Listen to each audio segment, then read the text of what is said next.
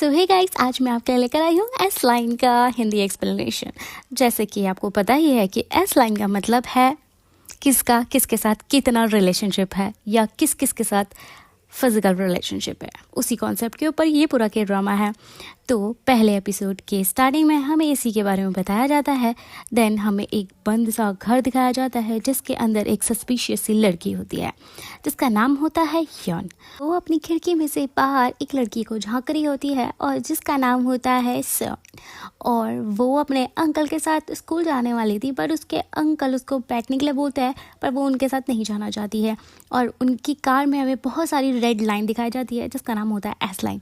और ये लाइंस सिर्फ और सिर्फ यौन देख सकती थी। अब वो बताती है कि कैसे जब वो छोटी थी तो वो ये लाइंस देख सकती थी, और वो बताती थी अपने पेरेंट्स को कि ये लाइंस मुझे दिख रही है। उसके पेरेंट्स को लगता था कि शायद हमारी बेटी कुछ मेंटली डिसऑर्डर वगैरह हो गया है, बट जैसे जैसे वो बड़ी हुई वैसे वैसे उसको पता चला कि ये एक्चुअल में लाइन क्या है। अब यही लाइंस उसके फादर के सर पे भी थी जिसमें बहुत सारी लाइंस थी। उसे उस टाइम पे समझ नहीं आता था तो उसने ड्राइंग्स भी बना दी थी, बट उसकी मॉम ने जब वो ड्राइंग्स देखी तो वो सब समझ गई थी कि उसके पति का बहुत सारी जगह चक्कर है। इसी चक्कर में इनकी लड़ाई भी होती थी और एक दिन उसकी मॉम ने उसके फादर को मार डाला और दूर से वो ये सब देख रही थी। ये ट्रॉमा उससे झेला नहीं गया और उसको ये लगा कि शायद इस लाइन की वजह से मेरी वजह से लोग मर रहे हैं या लोगों को हार्म पहुंच रहा है, इसीलिए आज के बाद मैं बाहर नहीं निकलूँगी और कभी किसी को नहीं बताऊँगी कि मुझे क्या दिखाई देता है और क्या नहीं। उसके बाद उसने बहुत सारी बार सुसाइड करने की कोशिश की, पर जब जब वो सुसाइड करती वो बच जाती। उसने हाथ काटने की भी कोशिश की पर वो फिर भी बच जाती। यानी कि उसको एक गॉड गिफ्ट था कि वो ये सब तो देख सकती थी, ऊपर से वो मर भी नहीं सकती थी ना। तब जब तक उसकी खुद की नहीं आई होगी तब तक वो नहीं मर सकती थी। इसी वजह से उसने अपने आप को घर में बंद कर लिया था और वो किसी से बात नहीं करती थी। और वो एक टीवी शो भी देख रही थी जिसमें दिखाया जाता था कि आजकल कैसे मर्डर्स हो रहे हैं। उसमें भी वो देख लेती है कि एक आदमी जो बहुत ही सस्पिशियस है उसको वो पहचान लेती है। अब क्या था, उसके पड़ोस में एक लड़की आती है, वो उससे मिलने के लिए आती है कि मैं नहीं आई हूँ इसीलिए मैं आपसे मिलने आई हूँ, और कुछ बातें करती है, उसके लिए फ्रूट्स रख देती है। और जैसे ही वो चली जाती है तो यौन वहाँ से फ्रूट्स उतारती है और खाने लगती है क्योंकि उसने पहली बार फ्रेश फ्रूट खाए थे, अदरवाइज़ वो हमेशा पैकेजिंग वाले खाती थी। दूसरी तरफ हम शिवन के अंकल को देखते हैं जो कि एक डिटेक्टिव थे और वो बहुत ही ज़्यादा दिल पे एक आशिक कह सकते हैं या क्या कह सकते हैं। तो वो अपने काम पे तो बहुत अच्छा था, बट वहाँ उसका बहुत सारी लड़कियों के साथ अफेयर था। उनमें से एक उनकी कलीग थी जिससे वो पसंद करता था, बट अब वो लड़की उससे शादी नहीं किसी और से शादी कर रही थी और उसको काट दी थी, जिसकी वजह से वो दुखी हो जाता है और उसको बोलता है कि मैं तेरी शादी में नहीं आ सकता। दूसरी तरफ हम सोन को देखते हैं जो कि स्कूल में होती है और बच्चे उसे बुली कर रहे होते हैं। उसमें से एक लड़की आती है जो उसे बहुत ज़्यादा मारती है और पूछती है क्या तुमने स्कूल में शिकायत की टीचर से, तो वो मना करती है। तो वो उसको और ज़्यादा मारती है और बोलती है कि अगर तूने कल मुझको पैसे ला के नहीं दिए तो मैं तुझे यहाँ छत से नीचे फेंक दूंगी और मार डालूंगी। दूसरी तरफ हम उसके अंकल को देखते हैं जो इन्वेस्टिगेशन करने गया था एक औरत के मर्डर केस में, पर उसे कुछ समझ में नहीं आ रहा था कि क्यों ऐसा हुआ है। उसी केस के बारे में जो यौन होती है वो टीवी में देख रही होती है। उसी टाइम उसे दिखाई देता है कि जहाँ रिपोर्टर बता रहा था ना, उसके पीछे एक आदमी दिखाई देता है और उसके सर पे सिर्फ एक एस लाइन थी। यानी कि उसने जब पहले टीवी देखा था ना उस टाइम पे 2 थी, उसके बाद 1 हुई जब वो लड़की मर गई, यानी कि ये आदमी मर्डर हो सकता है। अब वो यही सब सोच ही रही होती है, तब तक उसे बाहर से आवाज़ आती है। वो उसी आदमी को देखती है, हेलमेट वाले आदमी को। वो पुलिस को कॉल कर देती है कि कहीं वो जो लड़की सामने आई थी जो उसे फ्रूट से गई उसको मारना है। एक्चुअल में तो वो लड़का उसका बॉयफ्रेंड था, तो वो अपना काम कर रहे थे, तो उसे लगता है उसने गलती कर दी और सडनली ना उसको एक पैनिक अटैक सा पड़ता है। नेक्स्ट डे हमें स्कूल दिखाया जाता है जहाँ पे वो बुली लड़की सॉन्ग का इंतज़ार कर रही थी कि कब वो आएगी। वहीं दूसरी तरफ जो सॉन्ग के अंकल थे वो वहाँ पे बड़ी मुश्किल से अपना काम वाम करके सुबह आए थे और लेटे हुए थे। तभी वहाँ पे सॉन्ग आती है और उनसे कुछ पैसे मांगती है, तो वो पैसे निकाल के दे देते हैं, पर उसके पास आके देखते हैं कि उसके मुँह पे बहुत दाग थे, मतलब चोट लगी हुई थी। तो वो बोलते हैं क्या हुआ, स्कूल में तुम्हें किसी ने कुछ कहा, बुली किया? तो उसमें कहती है कि आप कुछ नहीं कर सकते, अगर किसी ने कुछ कहा भी होगा करा भी होगा, आप अपना काम करो। और उनसे पैसे लेकर चली जाती है। तभी वो बाहर पे स्मोकिंग कर रहे होते हैं अपने बालकनी में, तभी उसका कलीग का कॉल आता है। वो बोलता है कि तुम्हारी साइड से ना रात को किसी ने कॉल की थी कि उसने हेलमेट वाला आदमी देखा था, वो मर्डर वाला, तो वो उसको बताता है, तो सामने देखता है कि वो वही घर है जो हमेशा बंद रहता है। तो फिर वो वहाँ चला जाता है और जो यौन होती है वो सामने से अंदर जो उनका की होल होता है वहाँ से देख रही होती है और बोल रही होती है, मैंने पहली बार ऐसे आदमी को नज़दीक से देखा जिसके इतने सारे रिलेशनशिप रहे हैं। और वहीं पे एक आदमी भी बोल रहा होता है कि इस घर में तो कोई रहता ही नहीं है, कोई कूड़ा भी नहीं फेंकता। और वो बाहर से बोलता है कि तुमने कल कॉल की थी कि तुमने वो देखा था वो आदमी को। तो वो बोलती है कि मेरे को ना गलती हो गई थी, मैंने सोचा कि वो कोई और है पर एक्चुअल में वो कोई और था। जो युनजी होता है वो वहाँ से चला जाता है। वहीं हम उसकी नीस को देखते हैं, यानी कि सन को, जो कि बाहर बस स्टॉप में बैठी हुई होती है और वो किसी का इंतज़ार कर रही होती है। दूसरी तरफ हम युनजी का कलीग को देखते हैं जिसको कुछ टिप मिली हुई थी, तो वो उस मर्डर के घर पहुंच जाता है। वो देखता है वो पूरा घर लाल कलर का था, उसमें लाल कलर की बहुत सारी लाइंस थी जैसे कि एस लाइन होती है। पीछे हम एक आदमी को देखते हैं जो पीछे से उस पर हमला कर देता है। ये सारी आवाज़ यौन सुन लेती है।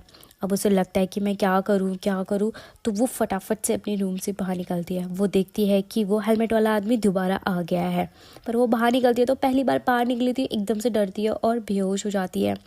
वही हम उस हेलमेट वाले आदमी को देखते हैं जो कि उस लड़की के पास गया हुआ होता है। उसके सर पे बहुत सारी लाइंस होती है, तो उसे गुस्सा आता है कि तू किसी और के साथ रिलेशनशिप में हुई है, तो उसे मारने की कोशिश करता है। तभी वहाँ पे यौन पहुँचती है जिसके हाथ में चाकू था। वो हंसता है कि तू चाकू लेके मुझे मारना है, ये मार के दिखा, और वो चाकू से छीन लेता है। दूसरी तरफ हम युनजी को देखते हैं जिसको उसके दोस्त का कॉल आ गया था। वो फटाफट से वहाँ भाग कर जाता है। दूसरी तरफ हम देखते हैं कि यौन को वो आदमी मार रहा होता है और जो उसकी दोस्त होती है वो उसकी हेल्प भी करती है, बट वो कुछ नहीं कर पाती। वो सब मार रहा होता है, तब तक वो जो सामने से यौनजी होता है वो दूसरे रूम में घुस के वहाँ से गोली चला देता है और उस आदमी को मार डालता है। उसके बाद वहाँ पे एम्बुलेंस आती है और उस आदमी की लाश को लेके जाती है और यौन को भी थोड़ा फर्स्ट एड दिया जाता है, क्योंकि उसके पास एबिलिटी थी तो वो मर तो नहीं सकती थी, पर उसे थोड़ी बहुत चोट आई हुई होती है। वहीं पे हम सॉन्ग को देखते हैं जो कि यौन को जानती थी, तो वो उससे कुछ ज़्यादा बात नहीं करती और चली जाती है। उसके अंकल पूछते हैं तुम उसे कैसे जानती हो, तो वो बताती है कि वो हमारे स्कूल में पढ़ती थी, बट उसकी मॉम ने उसके फादर को मार डाला और भाग गई।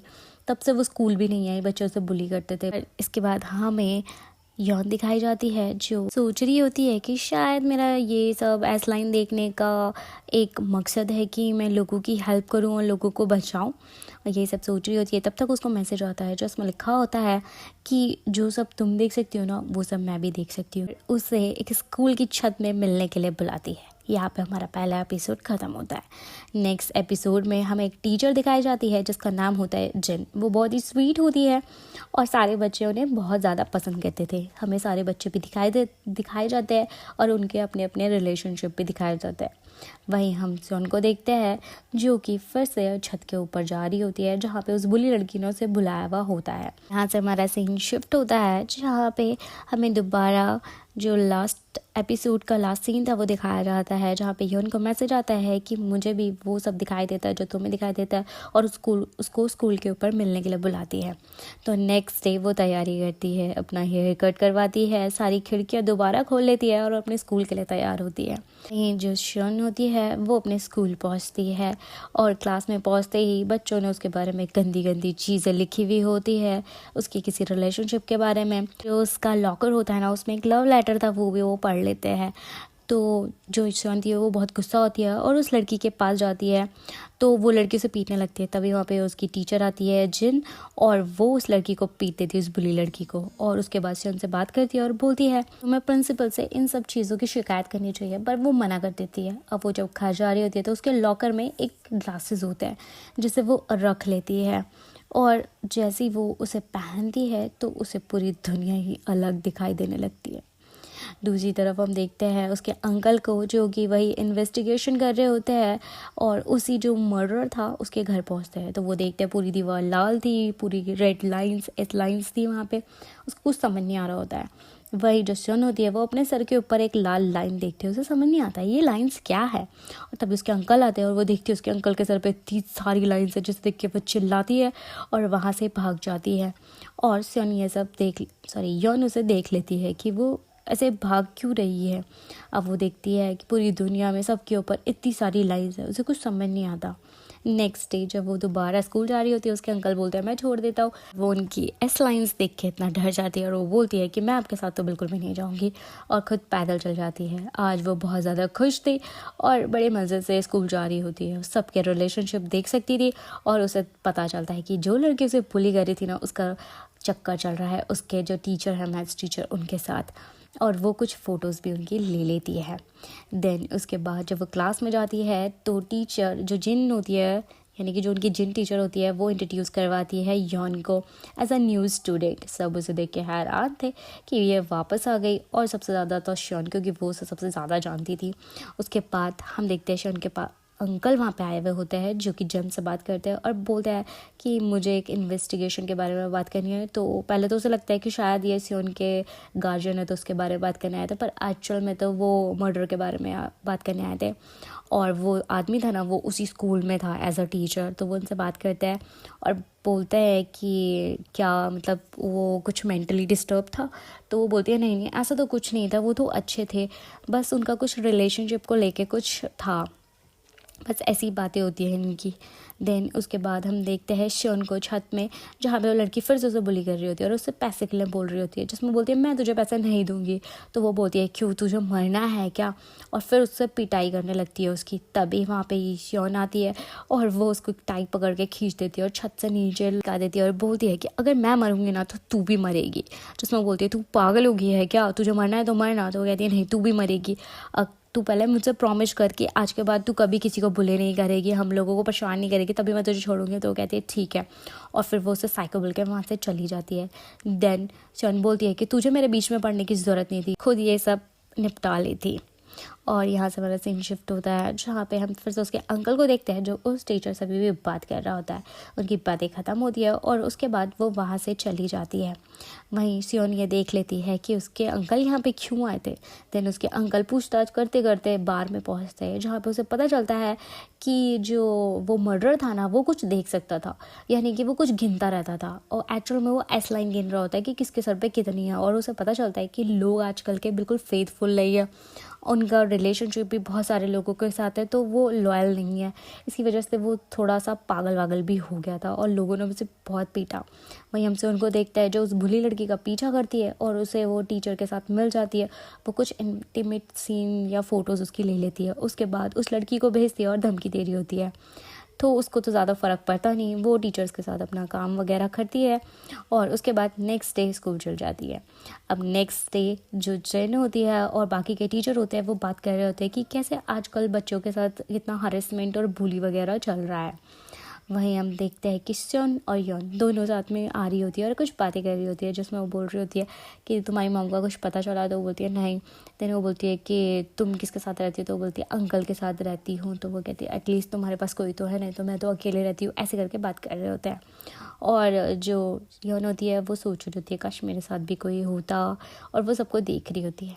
नेक्स्ट डे जो वो टीचर होता है वो उस बुरी लड़की को बुलाता है, उसको डांटता है और फिर अलग से एक जगह में जाके वो बात करते हैं। बोलते हैं तुम्हें पता है कि ये कौन कर रहा है मुझे ब्लैकमेल वगैरह। तो बोलती है हाँ वो सियोन। तो बोलता है क्या काम सियोन वो कर रही है ब्लैकमेल? हाँ। कि उसे कैसे पता चला, तुमने बताया? तो कहती है नहीं पागल हो, मैं क्यों बताऊँगी, पता नहीं उसे कैसे पता चला, शायद उसने हमें देख लिया था। वहीं हम देखते हैं सियोन को जो कि बहुत खुश थी, उसका बिल्कुल हुलिया चेंज हो गया था, सब लोग लड़ रहे थे जो जो रिलेशनशिप में थे और यौन के सब देख के बहुत हैरान थी। देन वो जब वॉशरूम जाती है वो चश्मे को नोटिस करती है, पूछती है कि ये चश्मा कैसा है। तो वो बोलती है अरे मेरी आंखों का है, नज़र का। तो बोलती है नहीं ये वही चश्मा है जो उस मर्डर ने पहना था और तुम भी एस लाइन देख सकती हो। वो कहती है इसका नाम एस लाइन है? हाँ। और वो बोलती है कि ये बहुत ही ज़्यादा डरावना है, तो तुम्हें ये सब हटा देना चाहिए, इसे फेंक दो, अदरवाइज़ बहुत ज़्यादा सीरियस हो सकता है। तो वो कहती है तुम चिंता मत करो, मैं सब कुछ हैंडल कर दूंगी। और उससे वो चश्मा लेके वापस वहाँ से निकल जाती है। ये दोनों जब घर जा रहे होते हैं तो वो बताती है, मतलब पूछती है उससे यौन से कि तुम ये सब कब से देख सकती हो। तो वो बोलती है मैं तो बचपन से देख सकती हूँ। तो बोलती है जो ये रेड लाइन है मेरे सर पे भी दिख रही है। तो कहते हैं हाँ कि ये कैसे हट सकती है। तो उसे याद आता है कि ये लाइन तभी हट सकती है जब कोई किसी को मार डाले एक। तो वो बोलती है कि जब दोनों में से एक मर जाए तो लाइन हट जाती है। तो कहती है अच्छा। देन हम देखते हैं कि उसका एक लड़के के साथ रिलेशनशिप था बट नॉट फिजिकल, बट थोड़ा बहुत रिलेशनशिप था और वो उसी के साथ होती है। तब तक उसे मैसेज आता है उसके सर का, जो उसको पैसे देने वाले थे, और वही हम उस लड़की को देखते हैं, बुली वाली लड़की को, और हमें दिखाया जाता है कि जब ये दोनों बातें कर रही थी ना चश्मे के बारे में, इसने सब कुछ सुन लिया था। अब वो फिराक पे थी कि कब वो बैग रखेगी और उसका चश्मा मैं चुरा लूँगी। वो उसका चश्मा चुरा लेती है और पूरी दुनिया को देख रही होती है, जिस जिसकी एस लाइन होती है। और वो अपने स्कूल में भी पहुंच जाती है शन, और ये उनको भी मैसेज कर देती है कि मैं बुरी तरह से फंस गई हूँ, प्लीज़ तू जल्दी से स्कूल में आ जा। अब वो टीचर से बात ही कर रही होती है, तब तक उस टीचर के वाइफ का मैसेज आता है कि तुम ऐसा कैसे कर सकते हो, और उसे गुस्सा आ जाता है कि तुमने मेरी पत्नी को क्यों बताया, मैंने तुझे कहा था ना मैं तुझे पैसे दे दूँगा, और ये सब बोल ही रहा होता है उसे। वहीं हम योन को देखते हैं जो भागते भागते आ ही रही होती है, तब तक वो देखती है कि शन छत में से नीचे गिर गई है और वो मर चुकी है।